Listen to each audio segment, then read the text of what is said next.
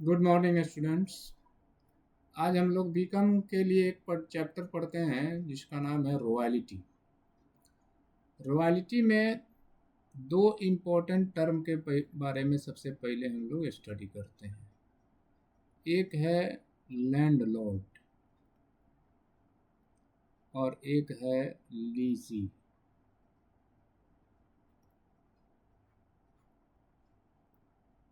Landlord का मतलब assets का ओनर और लीजी का मतलब शॉर्ट में कहा जाए तो यूज़र। एक लैंडलॉर्ड के पास जो कुछ भी एसेट्स है उसका तीन एक्सपेक्टेड यूज वो कर सकता है। पहला तो यूज उसका ये कर सकता है कि अगर उसको पैसे की ज़रूरत है। अब यूज का मतलब यहाँ ये है कि एसेट्स को किस तरह से करके वो पैसा अर्न कर सकता है। तो पहला तो है कि एसेट्स जो भी उसके पास है सेल कर दे, उसके पास पैसा आ जाएगा। तो सेल करके पैसा ले लेना, या एक लमसम अमाउंट ले करके किसी को कुछ टाइम के लिए दे दे। और एक जो तीसरा है उसी में कॉन्सेप्ट छुपा है हम लोगों का रॉयल्टी का। अब जैसे मान लिया जाए कि मेरे पास एक लैंड का पार्ट है। मान लेते हैं कि वो 1000 स्क्वायर फीट का चाहे 10,000 स्क्वायर फीट का लैंड है। अगर हमको पैसे की ज़रूरत है तो 10,000 स्क्वायर फीट किसी को सेल कर दिए। वन टाइम हमको 10 लाख 20 लाख जो भी आया आ गया। लेकिन हम चाहते नहीं हैं ओनरशिप अपना चेंज करना। हम चाहते हैं कि मेरा एसेट्स भी बना रहे और हमको कुछ अमाउंट मिल जाए, फिर हमारा जब काम हो जाएगा फिर हम अपना एसेट्स ले लेंगे। तो हम किसी को एग्रीमेंट के तहत 10 साल चाहे 20 साल के लिए उसको लीज पर दे दिए। लीज पर दिए एग्रीमेंट था कि 10 साल तक आप मेरे एसेट्स का यूज कीजिए और 10 आफ्टर 10 ईयर आप हमको रिटर्न कर दीजिएगा। और बदले में जो दोनों पार्टी के बीच एग्रीमेंट हुआ, सपोज दैट कि वो 20 साल के लिए हमको 5 लाख रुपया मिल गया। ठीक है, ये लीज का एग्रीमेंट हुआ, ये सेल का एग्रीमेंट हुआ। लेकिन इसी में छुपा हुआ एक और है। जैसे वो 10,000 स्क्वायर फीट का ज़मीन ईंट बनाने वाला कोई फैक्ट्री, जिसको भट्ठा उद्योग बोला जाता है, वो लेना चाहता है। हमने न उसको सेल करने का बात बोला, न हम एग्री हैं कि भाई 10 साल के लिए तुमको दे दें, ये भी उस बात पर भी एग्री नहीं है लैंडलॉर्ड। तो लैंडलॉर्ड एक तीसरा ऑप्शन यूज कर सकता है, क्या कि एग्रीमेंट के अनुसार स्पेशल राइट यानी एक विशेषाधिकार उसको दे सकता है कि आप मेरे ज़मीन का यूज कर सकते हैं। ईंट बनाने के लिए आपको रॉ मटेरियल के रूप में मिट्टी चाहिए, कच्ची मिट्टी चाहिए, आप मेरे ज़मीन से मिट्टी ले सकते हैं। लेकिन बदले में हमको वन टाइम पेमेंट नहीं चाहिए। आपके हमारे ज़मीन से जितना ईंट का प्रोडक्शन आप करिएगा वो पर ईंट 50 पैसे हमको उस रेट से हमको पेमेंट कीजिए। 50 पैसे ब्रिक्स पर ब्रिक्स पेमेंट कीजिए। तो अब अगर किसी ईयर वो 10,000 ईंट बनाता है, 10,000 ब्रिक्स बनाता है, तो 50 पैसे के रेट से 5,000 रुपये हमको मिलेगा। अगर किसी साल वो अगर 50,000 ईंट बनाता है तो हमको 25,000 रुपया मिलेगा, है ना। तो इस तरह हमने उसको यूज करने का राइट दे दिया, स्पेशल राइट दे दिया, और वन टाइम पेमेंट नहीं लिया, बल्कि यूज के आधार पर हमको पेमेंट मिलते गया। इसी में छुपा हुआ है हमारा रॉयल्टी का कॉन्सेप्ट। रॉयल्टी का मतलब ये हुआ कि किसी भी एसेट्स का स्पेशल राइट देने के बदले लैंडलॉर्ड आउटपुट बेसिस पर जो कुछ भी पेमेंट लीजी से लेता है, या लीजी कोई भी एसेट्स का स्पेशल राइट लेने के बदले आउटपुट बेसिस पर कोई भी एक सर्टेन पेमेंट, आउटपुट बेसिस पर, सर्टेन नहीं कहा जाए, आउटपुट बेसिस पर जो कुछ भी पेमेंट करता है लैंडलॉर्ड को, उसी अमाउंट को बोला जाता है अकाउंटिंग टर्म में रॉयल्टी, है ना। तो अगर देखा जाए तो रॉयल्टी और रेंट दोनों तो एक ही तरह का बात हो गया, क्योंकि अगर हम किसी का घर लेते हैं तो घर में रहने के लिए यूज करते हैं, और रहने के यूज के बदले हम कुछ पेमेंट करते हैं, तो वो भी रेंट है। और यहाँ भी एसेट्स हम दे रहे हैं किसी को, और या ले रहे हैं, हम लीजी के व्यू से सोचे, यहाँ भी एसेट्स ले रहे हैं, यहाँ भी जो है काम करने के लिए ले रहे हैं, और उसके बदले हम कुछ पेमेंट कर रहे हैं, तो वो यहाँ रॉयल्टी बोला गया नहीं। रेंट और रॉयल्टी में बेसिक डिफरेंस है। पहला तो होता है कि रेंट का एक फिक्स अमाउंट है, रेंट का फिक्स अमाउंट है 10,000 पर मंथ, चाहे 5,000 पर मंथ, चाहे कुछ भी। लेकिन रॉयल्टी का फिक्स अमाउंट नहीं है, वो आउटपुट बेसिस पर फ्लक्चुएट करेगा। कभी 5,000 भी हो सकता है, कभी 10,000 भी हो सकता है, कभी 15,000 भी हो सकता है। दूसरा बात है कि रॉयल्टी जो है डेड और लिविंग दोनों थिंग्स के यूज के बदले लिया या दिया जा सकता है। यानी जमीन डेड थिंग्स है, उसके बदले, उसके यूज के बदले भी लैंडलॉर्ड को एक पेमेंट मिल सकता है जो रॉयल्टी माना जाएगा। और एक राइटर है जो बुक लिखा है ना, जैसे टी.एस. गिरवाल हैं, डी.के. गोयल हैं, एस.एम. शुक्ला हैं, ये बड़े बड़े जो है अकाउंट्स के बुक लिखने वाले राइटर हैं। तो वो लोग बुक लिख तो देते हैं अपने नॉलेज से, लेकिन पब्लिश तो खुद नहीं ना करते हैं। तो पब्लिश करने के लिए पब्लिकेशन वाले बहुत सारे कांटेक्ट करते हैं उनसे, जैसे साहित्य भवन है या सुल्तान चंद पब्लिकेशन है, ये सारे पब्लिकेशन वाले कांटेक्ट करेंगे। तो ये जो राइटर हैं बुक के, वो लोग उस बुक का पब्लिश करने का राइट, यानी अपना कॉपीराइट देने के बदले कुछ एग्रीमेंट करेंगे कि आप हमारा जो प्रोजेक्ट हम लिखे हैं वो आप पब्लिश कीजिए, लेकिन बदले में हमको पर बुक्स 10 रुपया, चाहे 20 रुपया, चाहे 50 रुपया, जितना पर एग्रीमेंट बन जाए उतना हमको एक पेमेंट दीजिए, है ना। तो ये डेड थिंग्स और लिविंग थिंग्स दोनों के बदले रॉयल्टी का पेमेंट मिल सकता है या कोई लीजी देता है, लेकिन रेंट जो है हमेशा डेड थिंग के यूज के ही बदले लिया या दिया जाता है। ठीक है। अब रॉयल्टी में बहुत सारे टर्म हैं जिसके बारे में हमको स्टडी करना है एक एक करके। तो रॉयल्टी में एक रॉयल्टी के कैलकुलेशन के लिए एक एनालिटिकल टेबल बनाया जाता है। उस एनालिटिकल टेबल में ही सारे टर्म के बारे में हम बता देते हैं। एनालिटिकल टेबल 8 कॉलम का बनेगा।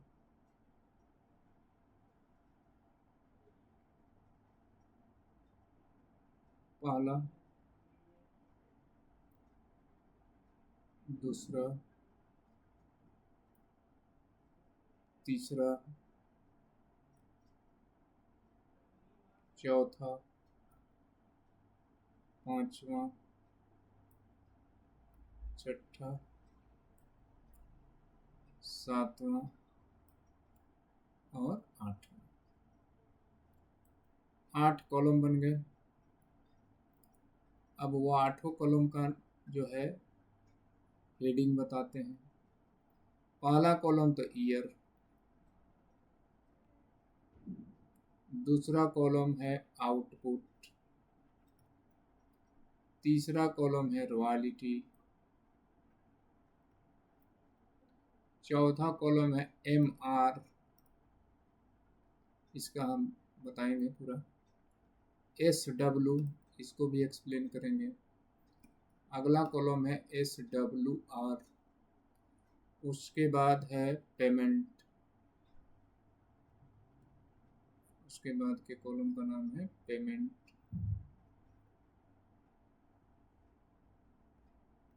और लास्ट कॉलम का नाम है SW अनरिकवर।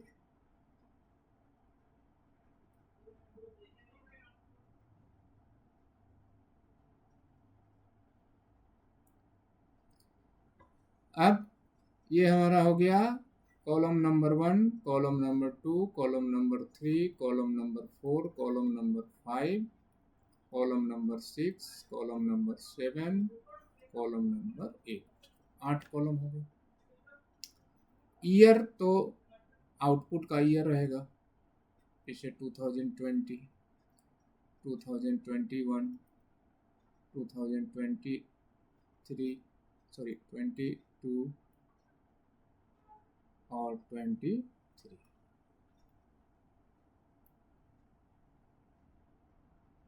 हो गया, 4 ईयर हमने लिखा। आउटपुट का तो नॉर्मल मीनिंग है, जो नॉर्मली हम लोग सोचते हैं वही मीनिंग है। आउटपुट का मतलब क्या हुआ? उत्पादन, प्रोडक्शन, उत्पादन। एक लीजी कुछ भी प्रोडक्शन के लिए ही लिया है वो, तो किसी ईयर उसका प्रोडक्शन जो भी होगा इन टन या यूनिट में दिया रहेगा, इन टन या यूनिट। तो पहले साल 10,000, फिर अगले साल 15,000, फिर 20,000, और फिर मान लिया जाए कि 30,000। ये अलग अलग प्रोडक्शन लिखा गया। रॉयल्टी का मतलब तो हम लोग देख लिए। रॉयल्टी एक ऐसा अमाउंट है जो लैंडलॉर्ड और लीजी के बीच एग्रीमेंट के आधार पर तय होता है, और लैंडलॉर्ड और लीजी के बीच एक एग्रीड अमाउंट है जिसमें लीजी जो है किसी भी एसेट्स का स्पेशल राइट पाने के बदले जो कुछ भी पेमेंट आउटपुट बेसिस पर देने का प्रोमिस करता है या एग्री होता है, तो वही जो एक सर्टेन अमाउंट आउटपुट बेसिस पर निकाला जाएगा, कैलकुलेट किया जाएगा, उसी को बोलते हैं रॉयल्टी। अब यहाँ से जो टर्म है वो हमको देखने हैं। तो रॉयल्टी तो अमाउंट है, तो रॉयल्टी का कुछ रेट रहेगा, एट द रेट ऑफ इतना रुपीस पर यूनिट या पर टन। अब एम आर क्या है? एम आर शॉर्ट में हम लिखे थे, उसका पूरा नाम है मिनिमम रेंट। Minimum rent. इस मिनिमम रेंट के कई अलग अलग डिफरेंट नेम हैं। मिनिमम रेंट कहा जाए या डेड रेंट कहा जाए, डेड रेंट,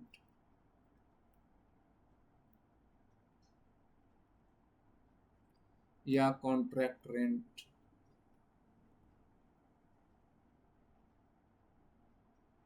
या एग्रीमेंट रेंट,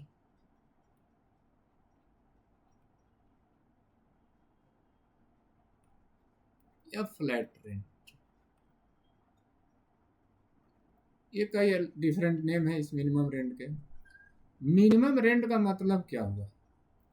अब कोई भी लैंडलॉर्ड अपने एसेट्स का अल्टरनेटिव यूज करने का अगर सोच रहा है, अब जैसे अगर एग्जांपल लिया जाए इस लैंड का ही, तो नॉर्मली लैंड आदमी खेती वगैरह के लिए रखता है।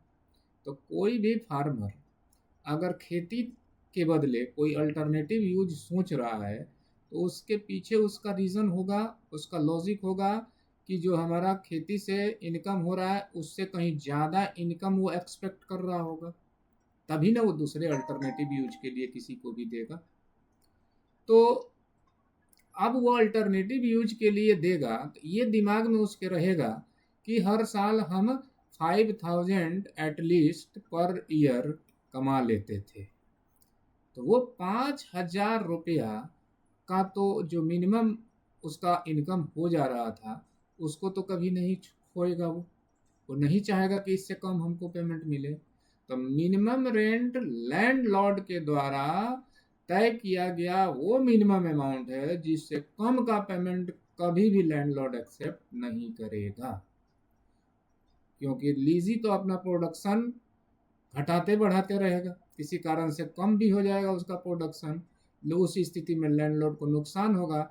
इसलिए लैंडलॉर्ड ने अपना कंडीशन डाल दिया कि आप जो कुछ कीजिए, हम आपको अपने एसेट्स का यूज करने का कोई लिमिट नहीं दे रहे हैं, आप पर कोई रोक नहीं लगाएंगे, लेकिन आपको ये ध्यान देना है कि हमको, एक जैसे एग्जांपल हम ले लिए कि हमको मिनिमम 5,000 से कम रुपया किसी भी ईयर नहीं मिलना चाहिए, यानी आप अपना प्रोडक्शन उस हिसाब से कीजिएगा।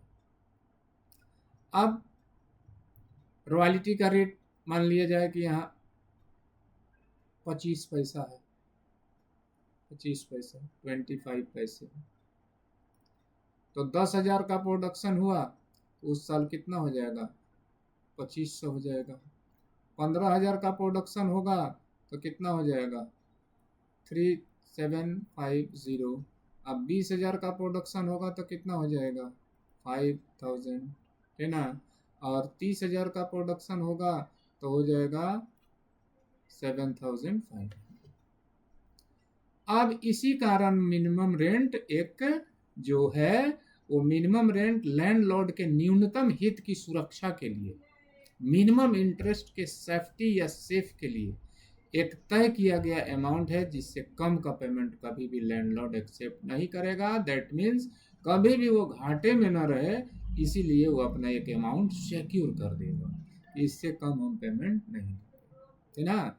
तो इस क्वेश्चन में हमारा मिनिमम रेंट क्या हुआ? 5,000 जो हमने माना वो 5,000 रख देते हैं।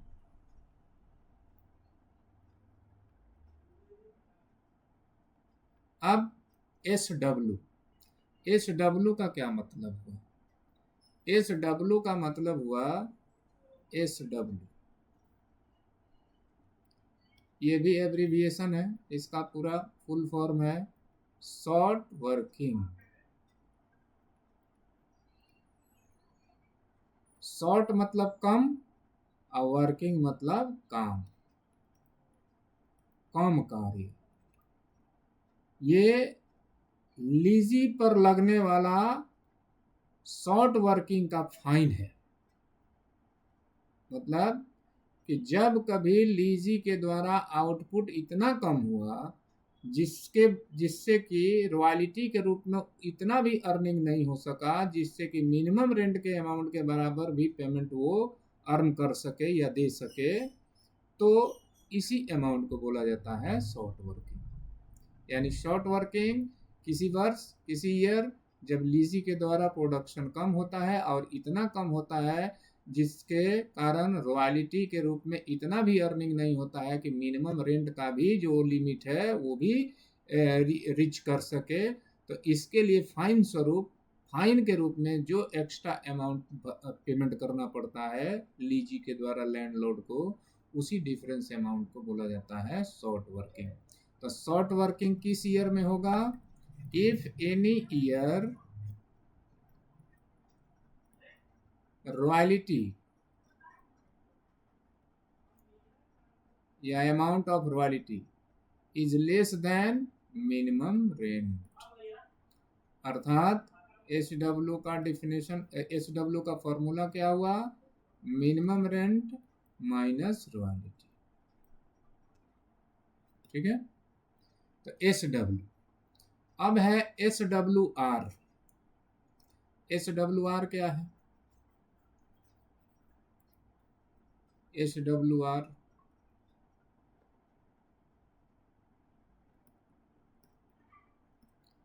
Short working recover, short working recover को बोलते हैं एस डब्ल्यू आर। अब तक जितनी बातें हम लोग इसमें देखे वो अगर देखा जाए तो वन साइडेड बात था। इसमें अभी तक जितनी बातें हुई सब लैंडलॉर्ड अपने बारे में सोच करके, अपने फायदे के बारे में सोच करके सारा टर्म था। अब लीजी भी अपना कुछ रिक्वेस्ट रखेगा लैंडलॉर्ड के सामने कि ठीक है, आपने जो अब तक कहा हमने एक्सेप्ट किया, लेकिन कुछ मेरे बारे में भी सोचिए।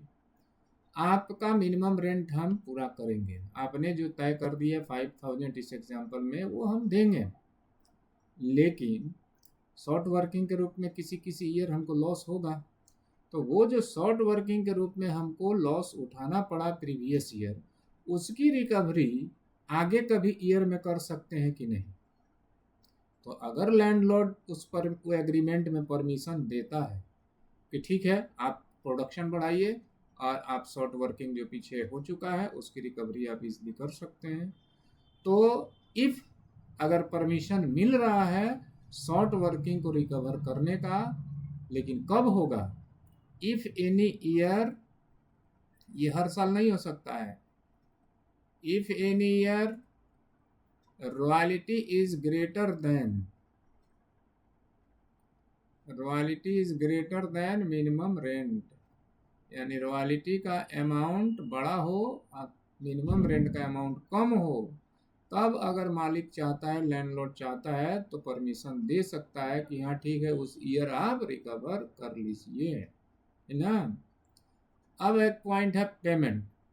तो पेमेंट तो ज़्यादातर लैंडलॉर्ड अपने फ़ायदे के अनुसार ही देखता है कि जो भी कंडीशन दिया, वो कंडीशन हम नेक्स्ट क्लास में भी बात करेंगे उसके बारे में।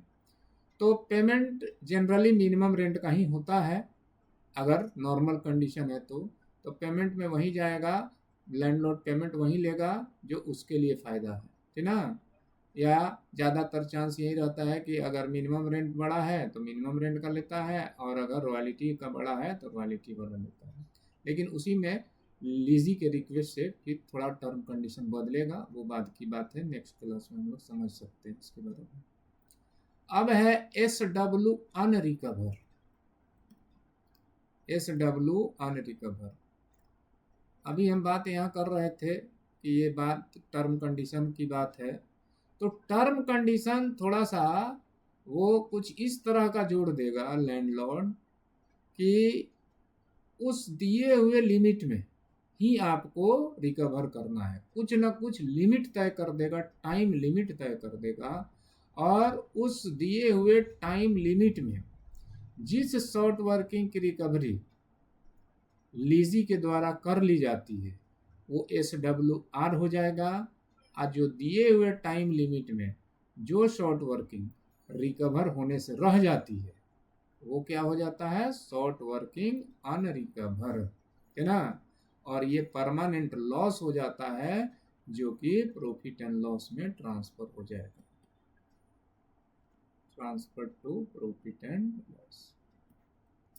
तो शॉर्ट वर्किंग अनरिकवर यानी शॉर्ट वर्किंग का वो अमाउंट जो रिकवर नहीं हो सका, दिए हुए लिमिटेड टाइम में, दिए हुए जो टाइम लिमिट था उसमें जिस शॉर्ट वर्किंग की रिकवरी नहीं हो पाई उसी को बोलते हैं शॉर्ट वर्किंग अनरिकवर, ठीक है। Thank you. फिर पढ़ेंगे हम लोग ये, फिर आगे बस इस पर चर्चा होगी। अब तक अभी तक में हमने जो बताया, इसमें एक जो टेबल है वो टेबल, एनालिटिकल टेबल कैसे बन सकता है उसके बारे में ही हमने फोकस किया। प्रैक्टिकल कैसे इसमें प्रॉब्लम हम लोग देखेंगे, हैंडल कैसे करेंगे, इसके लिए कुछ टर्म कंडीशन पर फोकस करेंगे जो नेक्स्ट क्लास में हम कर पाएंगे। आज के लिए बस इतना ही। Thank you, good night.